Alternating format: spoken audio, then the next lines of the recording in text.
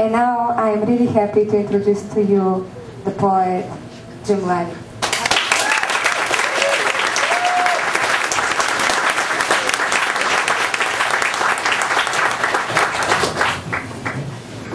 Thank you, Katya, so much. That was so kind. I'm just going to read a few quick poems here. Just hold your applause, please. I'm just going to read about 4 or 5 straight through, and then I have a little something to say, and I'll finish up with a few more poems. Stick tight, man. I arrived from the woods at the beginning of the last week of summer, covered with so many stick tights that I'll have to throw my shirt away.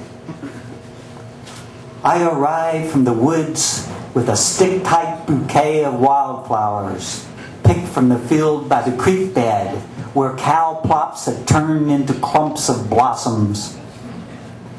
I arrived from the woods in the stiff breeze of seasonal change, to lay out on the table under the swaying locusts each species, and remember that my book of botanical identification rests atop the pantry.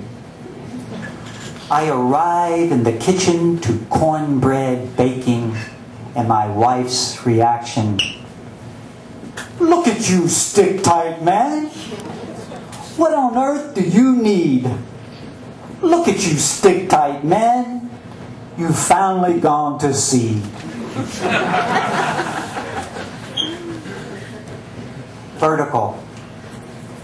We call the high knob on our farm 940, for it plots at that elevation, a purely arbitrary measure of some element of our being.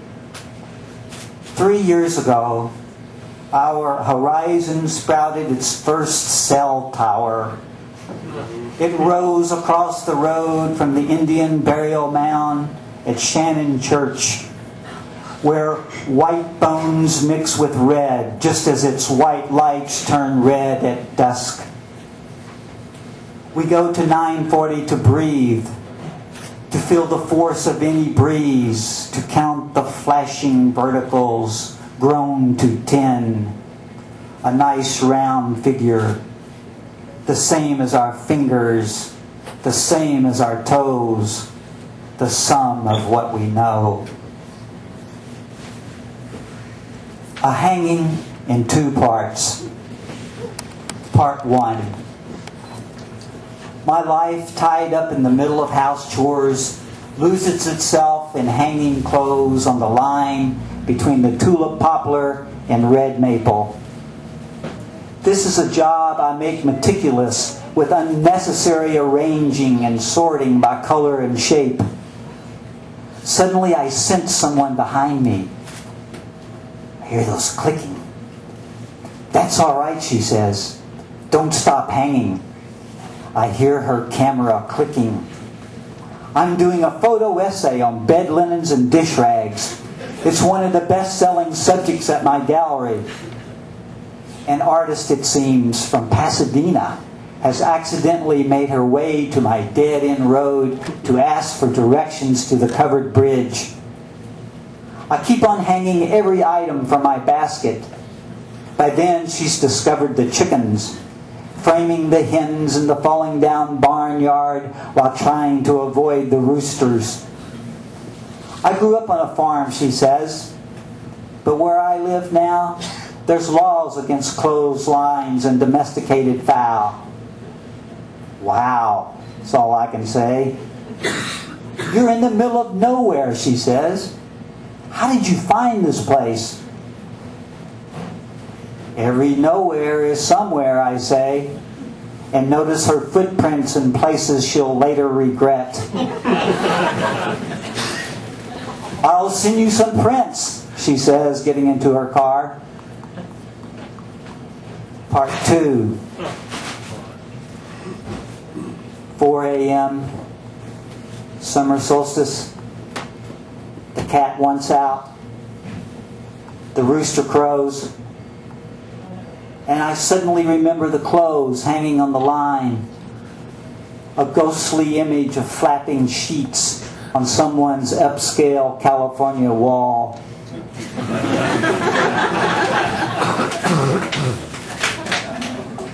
old couple. The old couple who housed tobacco for a century and a half, the barns behind the house, fell within 2 weeks and 50 feet of each other. Their timber frames, cracked and leaning, doomed for decades, gave way on clear nights while the stars above listened for the creak that wood gives when giving up the ghost. With the second falling, wind played no part. And in the bedroom, my heart skipped a beat when the barn's tin folded over the roof of my dreams. I sat straight up, thinking of the loom stored beneath all those tier posts. And the last one in this little section, before the snowstorm. Maybe a little appropriate for tonight. You have to understand that when you live way out 60 miles from Lexington or 60 miles from Cincinnati, the radio has a lot of static in it. No matter how you try to get it on that station, there's just always static that comes in. So that kind of mirrors the snowstorm. Before the snowstorm, the racket of the rural radio crackles with wonderful news. Winter, newly arrived with her clear views and bugless strohs, is getting ready to throw an all-night blanket party. I go out to read the sky, see gray clouds scrape the heavy air, confirm the fact that the world's atmosphere awaits a great white siege when all our modern frenzy will be blockaded with a natural excuse. In turn, this news sets off the fuse of my anticipation. In the coming mystery, secret tracts of the wild will be revealed like a paragraph of prose on the ground's blank page. Thank you. I want to thank Katerina so much for encouraging me and for making this happen. She's a dynamo, and besides that, she's the best poet I know. Thank you, Katya. This little book, I encourage everyone to buy a copy. It's how we keep things going. That's how Accent Publishing is going to get up and go. So if you haven't got a copy, please get one. I think there's more people in here than there are copies available this evening, so get yours quickly.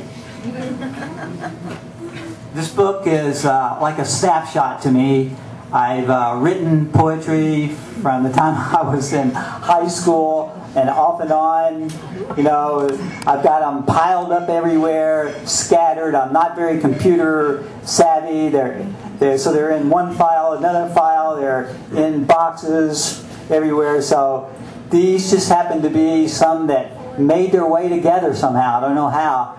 But they kind of speak with a similar voice of the person called the Stick-Type Man. And that's somewhat me and somewhat the Stick-Type Man. I'm going to now read the first poem that I ever wrote when I was about 14. And then I'm going to read the most recent poem I've written last week after we returned from Florida. And then I'm going to finish up with just a couple quick poems from the book again. So